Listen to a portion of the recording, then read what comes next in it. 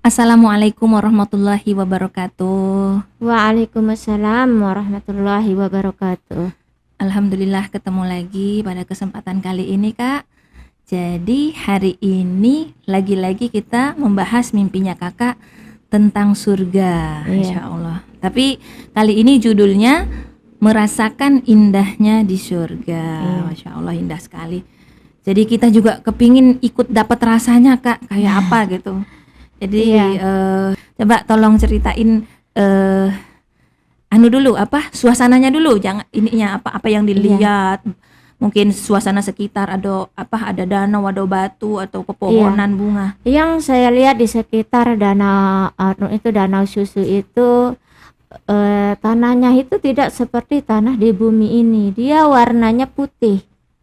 Warnanya putih, seluruhnya itu. Baru ada taman-taman di situ, bunga-bunga. Maaf saya potong ini Kak, ini tanah dalam kayak gembur-gembur kayak tanah atau lebih Tidak, mirip kayak keramik atau granit gitu? kayak keramik begitu sudah dia. Ndak ada hampir kalau kita berjalan, kalau tanah kan dia bisa Gembur. melekat di kaki, Ya, kotor kaki kita. Kalau ini kayak tidak. Kita berjalan, kaki kita tetap bersih seperti itu. lebih seperti lantai Iya, gitu seperti ya. lantai dia. Oh, Tapi gitu. itulah anunya gitu. Hamparan tanahnya itu gitu. Oh, Seperti kan bumi kan terhampar gitu. Nah, ini iya. surga terhampar tapi jenis anunya itu apa lantainya Seperti itu batu ya, seperti putih seperti dari batu tapi luas. Kalau batu kan sebongkah-sebongkah bongkah. gitu kalau batu. Kalau ini enggak Tapi gitu. bongkahan juga ada di situ. Ada bongkahan batu juga putih Bulat atau warnanya. seperti dia kayak batu Besar cadas? dia, besar batunya di situ. Bulat-bulat Seperti atau batu yang dihias seperti di situ. Seperti kan taman-taman surga di situ. gitu. Nah, di dekat batu itulah berdiri pemuda yang saya lihat dia bercahaya di situ itu. Jadi batu itu banyak ya Kak ya, batu bulat-bulat itu banyak. Enggak, yang saya perhatikan di dekat posisi pemuda itu yang saya enggak melihat langsung ke sekelilingnya itu. Apa yang saya lihat di depan saya itu aja yang saya bisa gambarkan di situ sampai sejauh di ujung penglihatan saya itu ada istana di sana, istana perak di seberang danau susu itu. Jadi batu yang bulat tadi itu warnanya putih juga. Putih juga. Putihnya putih susu gitu, Putih, bukan iya, bening, putih, bukan. putih. Putih susu. Iya, sama warnanya dengan lantainya itu, Oh, dengan sama tanah ya. tempat saya duduk itu gitu. Insya Allah. Jadi gimana suasana rasa hati Kakak di Yang situ, posisi duduk dan iya, bagaimana? saya duduk tahiyat akhir di situ, tiba-tiba saya dapati diri saya duduk dalam keadaan tahiyat akhir dan saya melihat sekelilingnya di situ. Nah, saya rasain saya pingin makan mangga, tapi saya belum menyebutnya. Saya baru hanya tersirat, bukan berpikir ya. Baru mau sebelum berpikir itu kan baru tercetus gitu.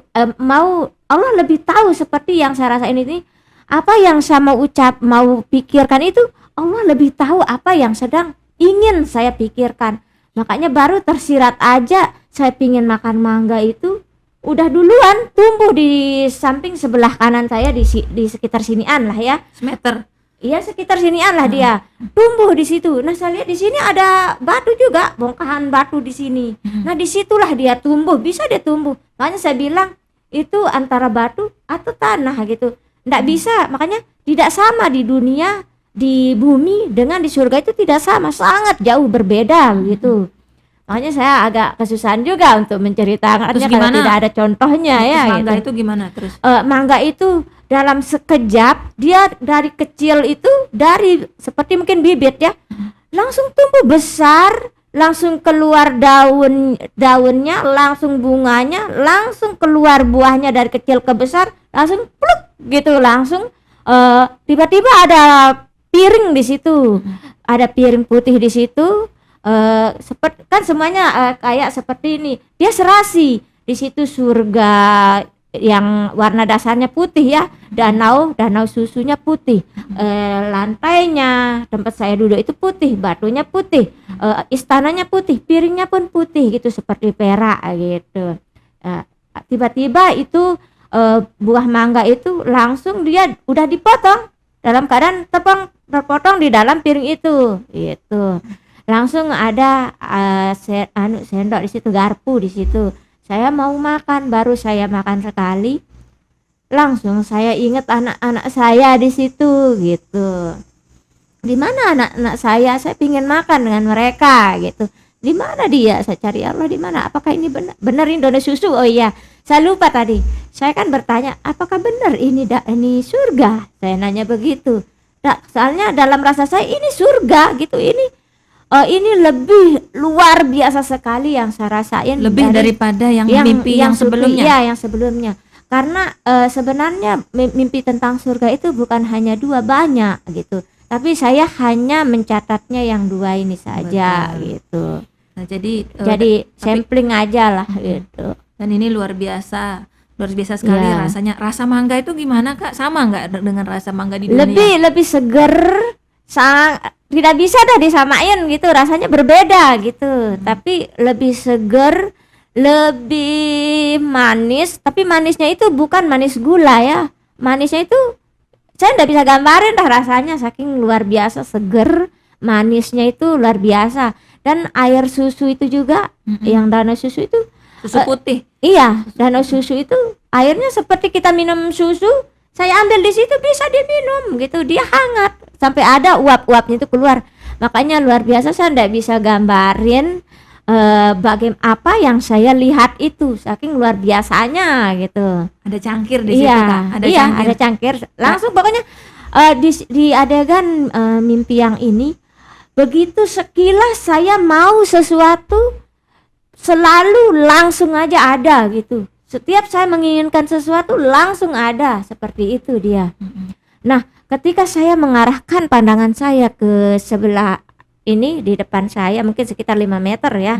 Ini kan danau susu. Nah, di depan saya itu ada pokan batu, ada pemuda di situ. Saya lihat, saya kaget.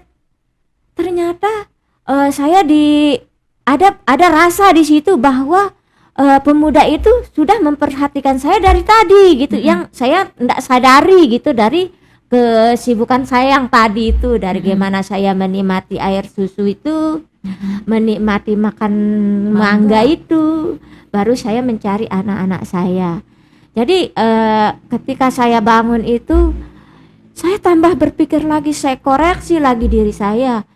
Kenapa ya Allah gitu? Apa maksudnya ini? Saya mimpi-mimpi surga saya, sedangkan saya sendiri saya merasa belum pantas gitu. Saya masih terlalu banyak dosa ya Allah, saya bilang gitu kan.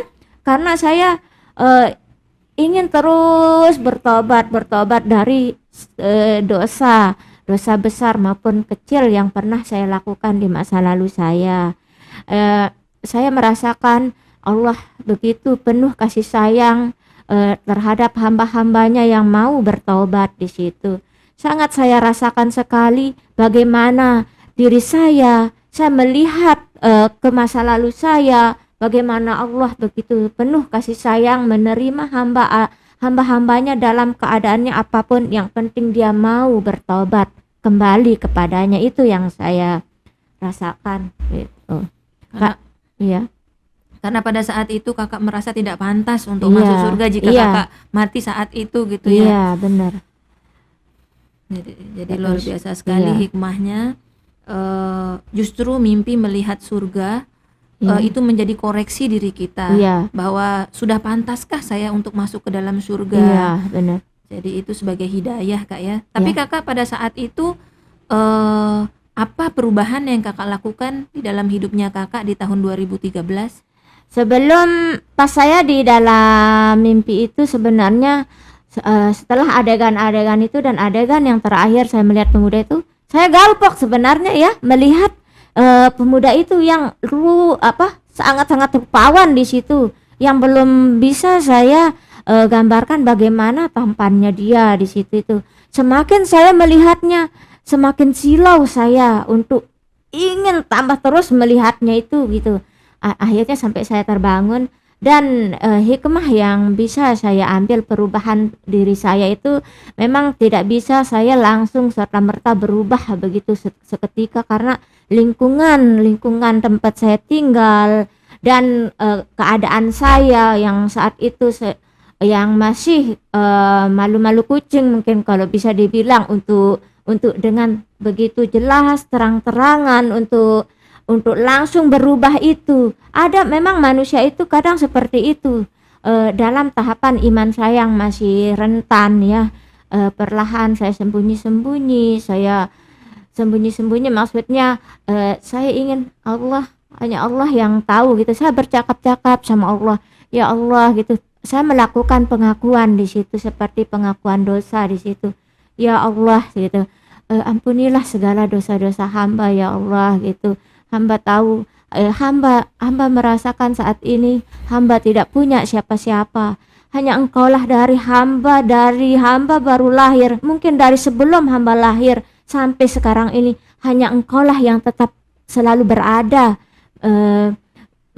mengawasi saya, memberikan saya kasih sayang yang tiada batasnya. Itu yang saya rasakan saat itu. Di saat orang-orang meninggalkan saya, orang-orang yang saya sayangi ya, meninggalkan saya dan mungkin tidak memperdulikan saya. Disitulah hati saya terketuk bahwa selama ini sebenarnya hanya Allah lah yang tetap setia gitu, tetap menuntun saya dalam hidup saya. Dan alhamdulillah sampai saat itulah saya terbuka hati saya. Selama ini Allah memberikan saya mimpi-mimpi, itu adalah bentuk kasih sayangnya kepada saya, untuk saya segera bertobatlah, untuk kembali ke jalannya, mengikuti apa yang Dia berikan petunjuk. Jadi Masya Allah, mengharukan sekali ya Kak ya.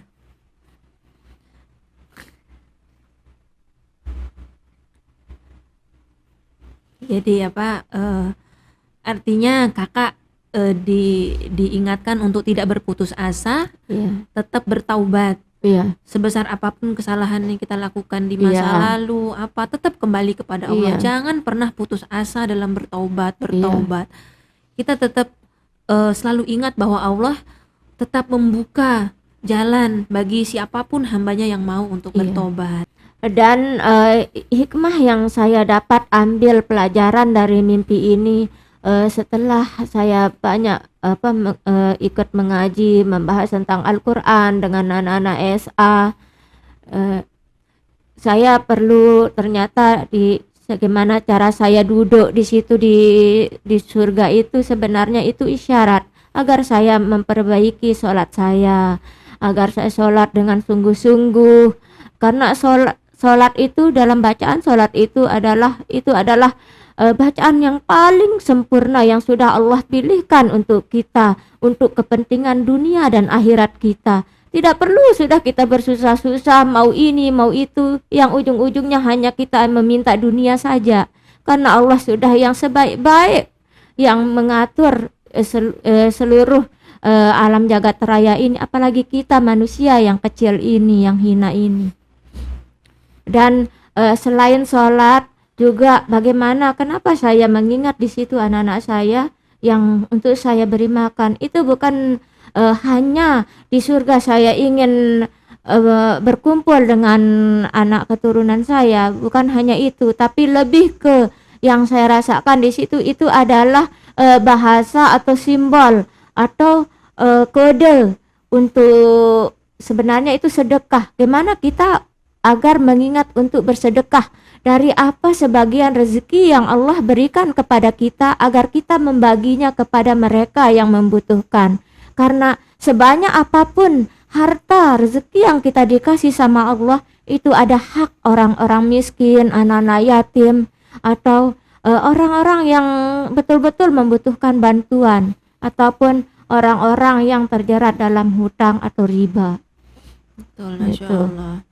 Jadi kesimpulan yang saya bisa tangkap di sini adalah hikmah dari mimpi merasakan indahnya surga ini, ada pesan penting di dalamnya, bahwa jika kamu ingin masuk surga, maka yang utama perhatikanlah sholatmu.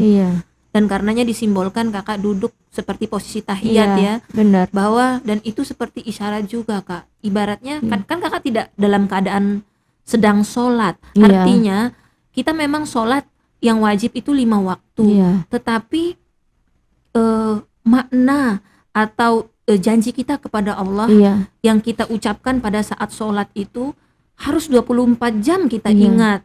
Jadi kita memang sholat, tetapi setelah sholat kita jaga, dalam artian kita berusaha sekeras mungkin menjauhi perbuatan dosa dan maksiat sekecil apapun. Ya kalau nggak kuat ya berusaha lagi, jatuh bangkit lagi, jatuh kepleset bangun lagi, seperti itu. Jadi di situ, jadi makna dari sholat itu benar-benar harus kita terapkan dalam keseharian kita. Dan yang kedua adalah bukan hanya sholat saja, tetapi di sini berbagi. Karena jangan sampai ada kita hanya cukup sholat saja, tetapi tidak ada dari hatinya bahwa dia senang untuk berbagi kebahagiaan dengan sesama manusia, apalagi mereka yang membutuhkan. Dan di sini beriringan antara sholat dan sedekah, seperti itu. Sholat itu hubungan kita kepada Allah, dan sedekah itu hubungan kita kepada sesama manusia, sesama manusia. Allah. Artinya hablum minallah wa hablum minan nas itu. Dan sholat itu sebenarnya itu untuk diri kita sendiri sebenarnya.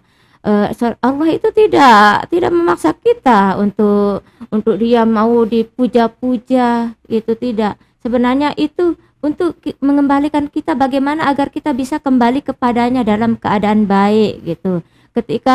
Karena hari akhirat itu adalah hari yang pasti gitu.